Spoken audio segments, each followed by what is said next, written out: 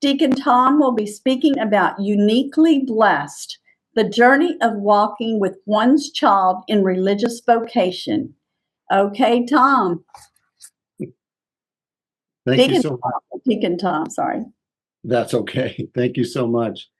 Um, I guess the first place to start would be where it started, and that it started for me when my daughter shared with us that she was first considering religious life and then got to the point of actually applying to enter the Sisters of St. Francis the Martyr St. George, which is in Alton, Illinois, across the river from St. Louis, which is about 6 hours west of where we live. Um, and, in my family, you'd actually have to go back 96 years to the last investiture or vocation in our family of my grandfather's sister. So it had been a long time since there had been a religious vocation in my family, although we have spent a life of having a family that has had a lot of priests in our homes, a lot of consecrated religious of a couple of local communities where I grew up. So religious vocation was, although a part of my life, I didn't really get to kind of dive in until my daughter decided to pursue a religious vocation. Um, Probably one of the most poignant moments was when it got to the point where my daughter started to share with us exactly what it was going to entail when she entered religious life. And I was very curious as to what that relationship was going to be and how that was going to continue once she entered the convent. I have to say that, at that particular moment, we were standing in our kitchen, and as she started to disclose to me the lack of communication, the lack of frequency of visit, and how her following God's call for her life was really going to change the dynamic and working of our family structure. It was pretty painful at that moment. Um, and I know at that time I was having a hard time even swallowing, and my eyes were filled with tears. And as I looked at my daughter, I saw absolute peace and calm in her face. And it was at that time, I think, that I truly understood what a call was. That this particular moment in time was about my daughter and her Lord, and it really wasn't about me. So I knew at that moment. I mean, I absolutely feel that it was a extreme, profound moment of grace in my life where God allowed me to understand that whatever I needed to do to adjust and come to terms with the changes that were going to take place, that was about me. It wasn't about her and her relationship with God. And so, my wife and I, we, were 100% behind what she was doing, what and how she was going to follow what God was asking her to do. And she entered the convent. This September will be 15 years ago. And, as a problem solver and as a dad, I wanted to understand more. I wanted to figure out how we were going to make all this work. And so 15 years ago, when I jumped on the internet, I thought, well, I can find anything I need to find on there. And there was nothing. There was no information. There was a rare story that maybe a parent would put up, or there would be some general FAQs that a particular religious community had posted, but there was really no information about the process of what a family goes through as a child enters religious life, or maybe even the priesthood. There was more information on the priesthood than on religious life. And so it was really kind of trial and error. And then, after a few years of my daughter being in religious life, I really started to feel that God was calling me to do something about the issue that there's no information out there for anyone. So my initial website years ago was very rudimentary. It was very simple. It was a pretty static environment.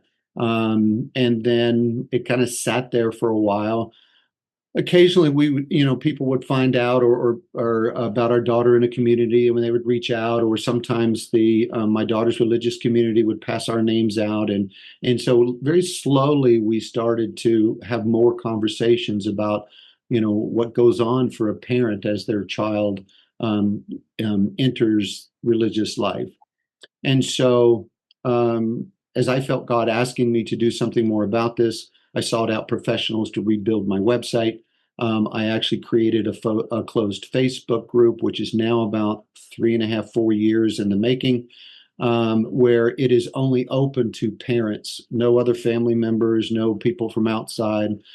Basically, it is a closed forum where parents are free to ask any questions, posed any questions, share any struggles.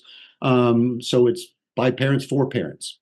And it has proved to be a growing, successful community, not only across the United States. We have hundreds of families as of, in fact, I just added three more families today. Not only across the United States, but also across the world. We have families as far away as New Zealand and in Africa. Just last week, added a new mom from the Philippines, Latin America, South America. It is, spread across the world, which is completely amazing to me. Never thought that would happen. Um, you know, in the beginning, it was really based all on my experience. And then as more and more people joined the group, we have realized now covering dozens and dozens of different scenarios of what parents experience. Because each parent, depending on what community their child discerns with and eventually enters, the workings of that community are different. So my daughter, Sister Gemma with the Sisters of St. Francis de Martyr St. George, they're an active contemplative community. There's a few periods of the year where there's no communication whatsoever. There are times we get to see her 2 weekends a year, one in the spring, one in the fall, and then every other year she gets to come home for 2 weeks. Other communities, their children get to come home every year, and then of course there are other children that are either cloistered or monastic, and they will never come home, and that's a whole different level of question and change that goes on within a family. The other thing is what kind of support the parents have. So my wife and I, being 100% supportive of our daughter's decision and supporting her in that life, is one end of the bell curve. And the other end of the bell curve is a child who enters a community and has no parental or familial support. And so, that individual child is, carries a much heavier cross in trying to live their vocation with no familial support. Although as we've gone, through the years, we now have parents where we have one parent that's on board, one parent that's not. We have non-Catholic parents of children that have converted to, Catholicism and then entered either religious life or the seminary. We have, one Catholic parent, one non-Catholic parent. We have only parents of only children. We even have only parents of only children that are cloistered or monastic. We have families that have multiple children in religious life. So it's taken a little while, but all the different scenarios, or many of the different scenarios that a parent would encounter in the journey of their family, is now represented in the group by families with similar circumstances, joining our group. But kind of how, one, it was, our experience. But I think, in the beginning, I thought that this would be a community where it was either people that were, or parents that had children that were already in religious life.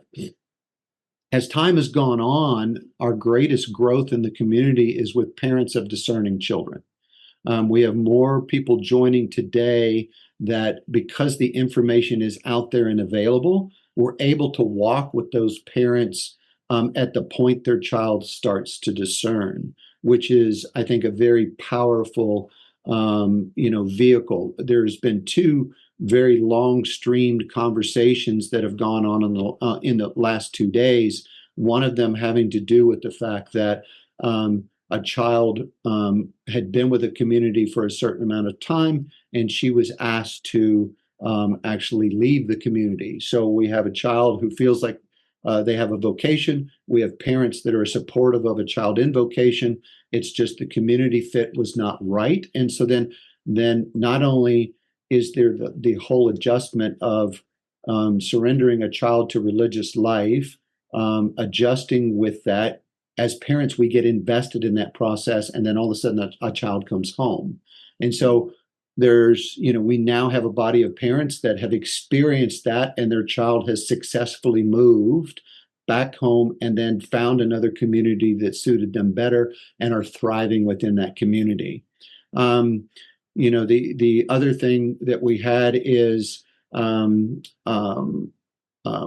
ones that discerned out completely and chose to move back into the secular life. And then we've got parents that have are also mourning and the loss of that vocation, within their own family. They went through the adjustment process to move into it, but then have the adjustment process when you have a child move back out of a vocation. But I think one of the things that Parents of Vocation is doing is, first off, we kind of have a threefold mission. First and foremost, it's parents for parents that are experiencing this, have questions, have concerns, and they can have an open forum now to alleviate those, seek advice, seek suggestions from other parents that have navigated these waters before. The second is our secondary purpose is in support of religious communities themselves. The religious communities do a very, very, very good job of embracing that new vocation in their community. They surround them with love, they surround them with support, they surround them with formation, and yet the parents then are kind of left on their own to navigate those waters and move forward with that community. And then our last mission is to help to build a culture of vocations in our country where it's a much easier conversation. It's a conversation that's ongoing. More and more people have access to supportive information as their children look at religious life as a viable alternative for what they want to do in following what God's calling them to do. When I originally,